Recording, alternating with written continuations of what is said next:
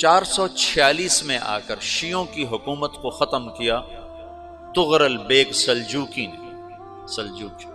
Seljuk مسلمان ہوئے تھے محمود غزنوی کے دور میں، سلجوک ان کے بڑے کا نام تھا۔ تو ایک دفعہ محمود غزنوی نے سلجوک سے پوچھا اگر مجھے تیری مدد کی ضرورت ہو تو کتنے آدمی پیش کر سکتے ہو؟ تو اس نے ایک تیر دیا، کہا یہ ایک تیر ہے میرا، کسی کو یہ تیر بھیج کر میرے علاقے میں بھیج دو تو چند گھنٹوں میں 1,00,000 تلواریں تیرا پہرا دینے کے لیے تیار ہوں، میرے پاس اتنی طاقت ہے۔ تو یہ سلجوک کی نسل میں تھا تغرل بیگ۔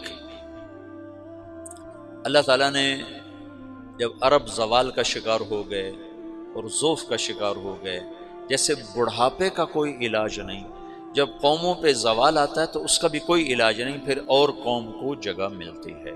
جیسے بڑھاپا ایک فرد پہ آتا ہے، ایسے بڑھاپا قوم پہ آتا ہے۔ قوم کا بڑھاپا جوانی میں نہیں لوٹ سکتا، جیسے فرد کا بڑھاپا جوانی کی طرف نہیں لوٹ سکتا، قوم کا بڑھاپا جوانی کی طرف نہیں لوٹ سکتا، کوئی علاج نہیں، نئی نسل کا آنا ہی علاج ہے۔ تو عرب دھل چکے تھے، 600 سال بہت ہوتے ہیں حکومت کو، اپنی صفات گم کر چکے تھے، اب نئے خون کی ضرورت تھی۔ تغرل بیگ پہلا شخص تھا جس نے آ کر اہل السنت والجماعت کو استحکام بخشا، شیعوں کی حکومت کو ختم کیا، بغداد سے، شام سے، ان سارے علاقوں سے۔ صلاح الدین ایوبی نے اسماعیلی شیعہ کی حکومت کو ختم کیا، مصر۔ العاضد ان کا آخری خلیفہ تھا صلاح الدین ایوبی، نور الدین زنگی رحمۃ اللہ علیہ کا پروردہ تھا، اس کا دوست تھا، اس کے دوست بھی تھا، بچہ بھی تھا اس کے سامنے، زیادہ لکھنے پڑھنے کا شوق تھا۔ پھر اللہ تعالیٰ نے اس سے کام لیا اور اس کو مصر کا گورنر بنا کے بھیجا، مصر کی مدد کے لیے بھیجا، تو وہاں اس نے صلاح الدین ایوبی نے وہاں ختم کیا، تغرل بیگ نے یہاں ختم کیا۔ تو پھر سلجوک جو تھے نا یہ اقتدار میں آئے، ادھر ختم ہو گئی سلطنت بنو عباس کی، مصر ایک چھوٹی سی ترکوں کی سلطنت، تو اللہ تعالیٰ پھر مرکزیت کے لیے ایک نظام چلایا۔ 2 لشکر آپس میں لڑ رہے ہیں ایک میدان میں، ایک جنگلی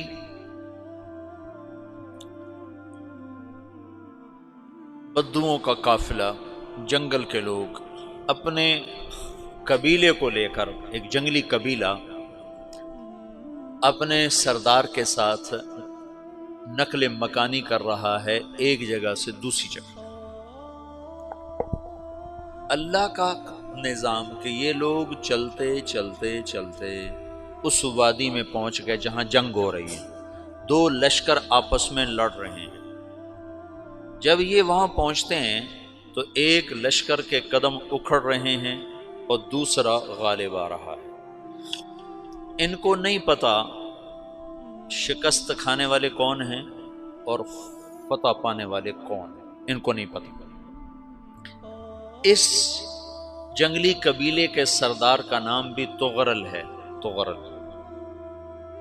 تو یہ سردار کہتا ہے جو شکست کھا رہے ہیں ان کی مدد کرو، کچھ پتہ نہیں کون ہے، کہتا جو شکست کھا رہے ہیں ان کی مدد کرو۔ تو 400 وحشی جنگلیوں نے فاتح لشکر کے پیچھے حملہ کر دیا۔ وہ تو ایک کافی ہوتا تھا، 400 دوڑ جب تلواریں پڑیں تو چند لمحوں میں نقشہ بدل گیا، بھاگنے والے جم گئے اور جمنے والے بھاگ پڑے۔ جب جنگ ختم ہوئی تو شکست خوردہ لشکر کے بادشاہ نے ان کو بلایا، اسے پوچھتا ہے مجھے جانتے ہو میں کون ہوں؟ کہا نہیں۔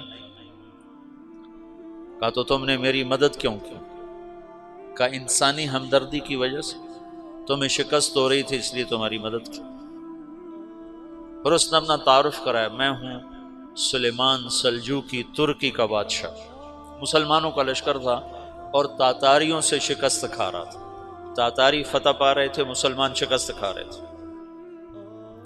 تو وہ اللہ کی غیبی مدد بن کر آئے، تو وہ اس سے کہتا ہے میرے ساتھ رہنا پسند کرو گے؟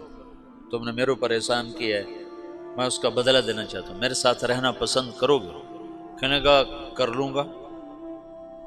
تو اس نے اس کو لے کر ترکی آیا، اور استنبول اس وقت روم کی حکومت میں تھا، اسے فتح کیا اس تغرل کے آگے چوتھے پانچویں پڑپوتے محمد فاتح نے۔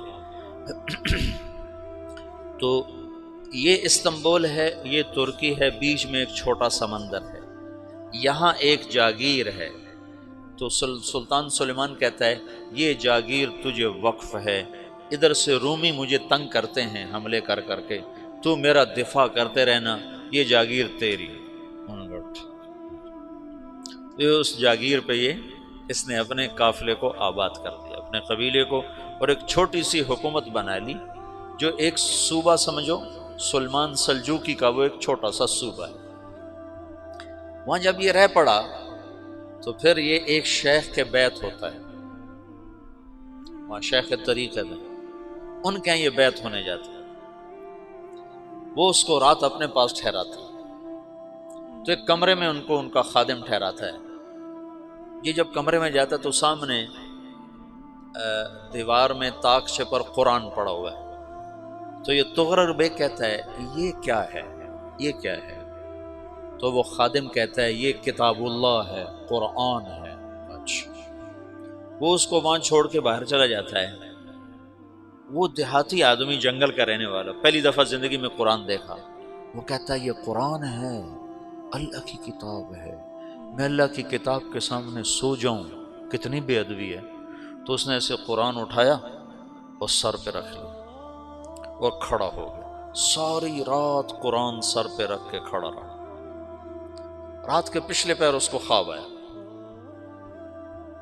کھڑے کھڑے اس نے دیکھا کہ اس کی پشت سے ایک چاند نکلا اور شیخ کی بیٹی کے سینے میں جا کے اتر گیا، پھر اس لڑکی کے سینے سے ایک درخت نکلا جو پھیلتے پھیلتے پھیلتے 3 بر اعظم پہ چھا گیا، افریقہ پر، یورپ پر، ایشیا پر۔ پھر اس کی آنکھ کھل گئی، وہ کھڑا ہوا ہے، تو اس نے صبح یہ خواب اپنے شیخ کو سنایا، تو انہوں نے اپنی بیٹی اس کے نکاح میں دی تھی۔ اس بیٹی سے ایک بچہ پیدا ہوا، تغرل بیگ نے اس کا نام رکھا عثمان، عثمانی ترک نام سنا ہوا، جو میں نے کل بتایا تھا کہ 1924 میں وہ خلافت ختم ہوئی، تو ایک بیٹا پیدا ہوا عثمان۔